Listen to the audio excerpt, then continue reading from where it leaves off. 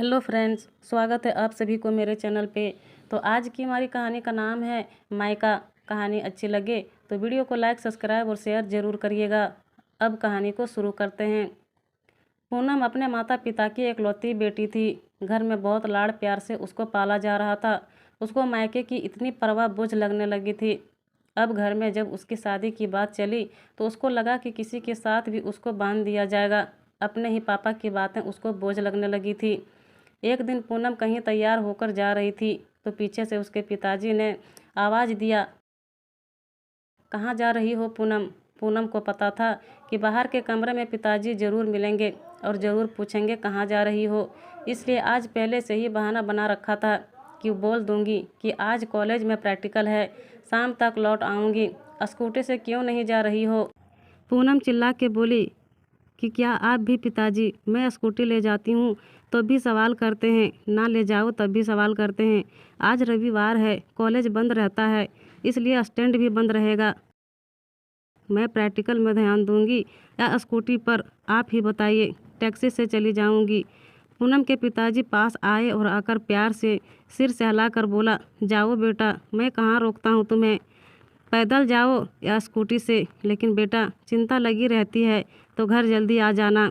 पूनम अपने आप में ही बोलते हुए बाहर निकल रही थी। अरे राम, एक झूठ छुपाने के लिए 1000 झूठ बोलना पड़ा। पापा को लड़कों से दोस्ती करना बिल्कुल पसंद नहीं है। वो तो अपने घर के हर बगीचे में लगे फूल की बहुत हिफाजत करते हैं, फिर मैं तो उनकी बेटी हूँ, करे भी क्यों ना। अभी अचानक से एक हफ्ते पहले 2 महीने की छुट्टी लेकर घर आए हैं। उनके हिसाब से भले घर की लड़कियों को बहकाने के लिए दोस्ती आरी बनी है। उस माँ बाप को गोली मार देनी चाहिए जो अपनी बेटियों के ऊपर नज़र नहीं रख पाते। उनसे पार पाना मुश्किल था, लेकिन पूनम भी क्या कम थी। उनकी इतनी शक्ति के बाद भी एक लड़के से दोस्ती कर भी ली थी और उसके साथ शादी के सपने भी देखने लगी थी। किसी तरह घर से निकल समुद्र के किनारे जहाँ उसका दोस्त विपुल उसका इंतज़ार कर रहा था, मिलने चल दी। बड़ी तेज़ी से कदम बढ़ाती हुई उसके तरफ चल दी। पूनम के दिल दिमाग में बस विपुल ही था। उसके ही ख्यालों में हर पल उसका मन खोया हुआ रहता था। विपुल उसको शुरू में अच्छा नहीं लगा। पहले दिन जब उससे अपनी गाड़ी उसके स्कूटर से टकराई थी तब मारे गुस्से से चप्पल से उसे पीट दिया था और वहाँ कुछ और लोगों ने भी उसको और ज़्यादा पीट दिया था। अगले दिन उस स्थान पर पहुंचते ही सारी घटना पूनम की आंखों के सामने आ गई। गुस्से से पागल होकर वह आज कॉलेज गई थी। आज अगर वहां दिख गया तो उसको अपनी स्कूटी से उसे कुचल डालूंगी। पूनम बड़बड़ाती हुई अपने कॉलेज में चली गई। मन उसका अशांत तो बहुत था, लेकिन बिना मन के घर चली आई थी। अचानक से 1 महीने बाद विपुल पूनम के कॉलेज के बाहर दिख गया था। उसके दोनों हाथ पर प्लास्टर चढ़ा था। उसकी नज़रें झुकी हुई और विपुल शर्मिंदा होकर पूनम के पास आकर माफ़ी मांगते हुए बोला, मुझे माफ़ कर दीजिए। पूनम गुस्से में एक नज़र देकर घूरती हुई कॉलेज के अंदर चली गई। पूनम का पढ़ाई में मन नहीं लगा।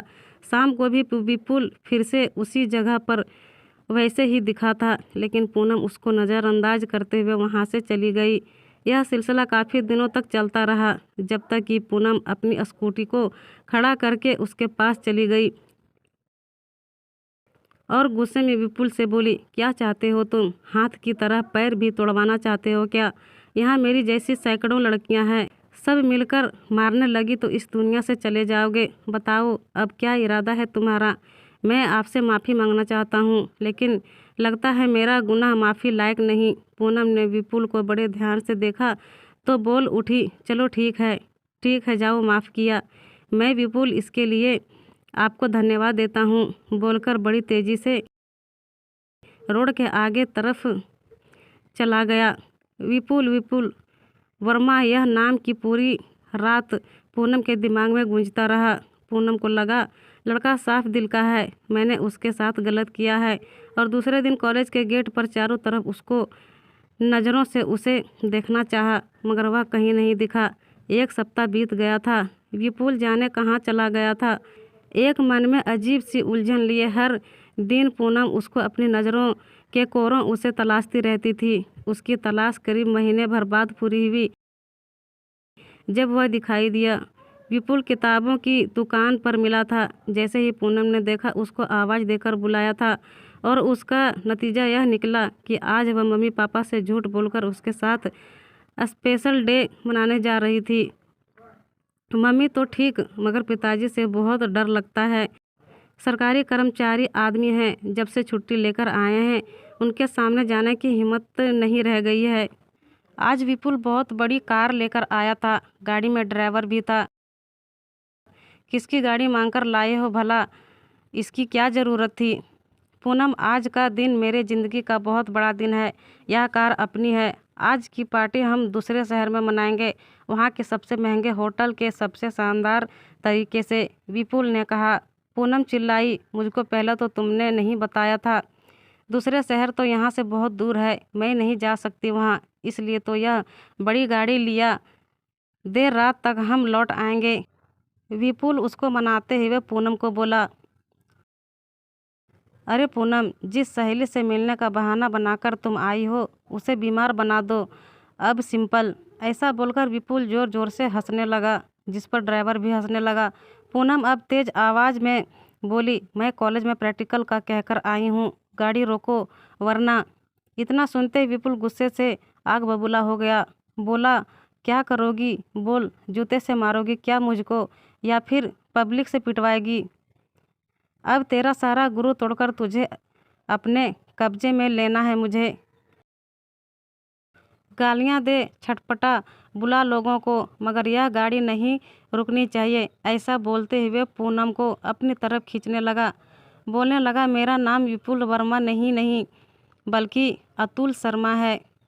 पूनम खुद को बचाने लगी तो विपुल ने उसको खींचते हुए बोला, चलती गाड़ी से कूदना मना है, फाटक नहीं खुल सकता। यह सब देख पूनम को अपने घर और माता पिता की याद आई। वो रोते हुए अपने पिता को पुकारने लगी, आप सही बोलते थे पिताजी, मायका लड़की के लिए सबसे उत्तम होता है। दुनिया तो बस अपने मतलब से प्रयोग करती है।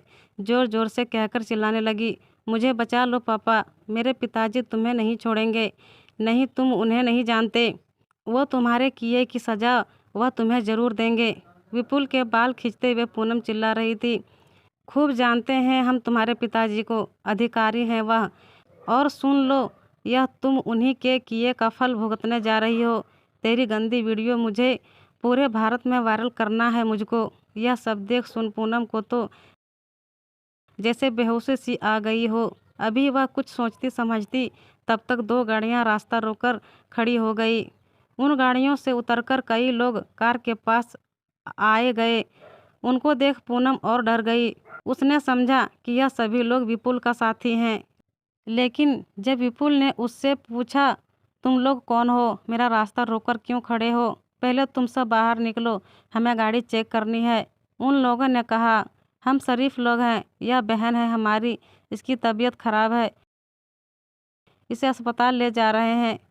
वैसे मामला क्या है, कौन है आप लोग? विपुल डरते हुए बोल रहा था, हम नारकोटिक्स विभाग से हैं। हमें सूचना मिली है कि किसी कार से ड्रग्स की बहुत बड़ी खेप जा रही है।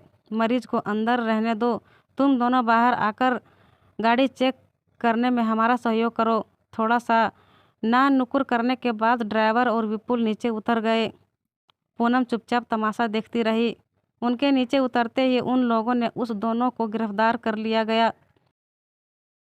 विपुल बहुत ज़्यादा उछल रहा था, बार बार पूछ रहा था, मैंने क्या किया है। तब तक पूनम के पिताजी ने आगे खड़ी गाड़ी से उतरकर आने के साथ विपुल को एक झन्नाटेदार थप्पड़ गाल पर मारते हुए बोले, मैं बताऊं कमीने, तुमने क्या किया। अपने पापा को देखते ही पूनम गाड़ी से उतरकर अपने पापा से लिपटकर बोली, आप आ गए पापा। अरे पगली, मैं तो तुम्हारे पीछे पीछे आज महीनों से चल रहा हूँ। तुम ही प्यार में अंधी हो गई थी जो तुम मुझे देख नहीं रही थी। जब तुम्हारी आँख खुली और तुमने मुझे पुकारा तो सामने आ गया। तुम बताओ, जब तुम बोली कि मुझे बचा लो डैडी, तो मुझे कितना देर लगा आने में। 1 मिनट के अंदर आ गया ना तुम्हारा पापा। अपने पापा के साथ जब पूनम घर पहुंची तो माँ दरवाजे पर खड़ी थी। प्रैक्टिकल हो गया तुम्हारा? वह मुस्कुरा कर बोली, मम्मी कहते रोती हुई पूनम उसके गले से लिपट गई। अरे बेटी, मैं सब जानती हूँ, मैंने ही तुम्हारे पापा को फ़ोन करके यहाँ बुलाया था। पूनम के पापा बोले, और हाँ पूनम, यह जो फैंसी नई घड़ी पहनकर तुम घूम रही हो, यह मैंने ही भेजा था तुम्हारी सुरक्षा और लोकेशन की जानकारी रखने के लिए। भला बताओ, अब मैं अपने बगीचे के पेड़ों की रखवाली इतना करता हूँ, फिर तो मेरी जान है बेटा, मेरा हिस्सा। इस मायके की बेटी भला तुझे किसी कमीने को छूने कैसे दे सकता था।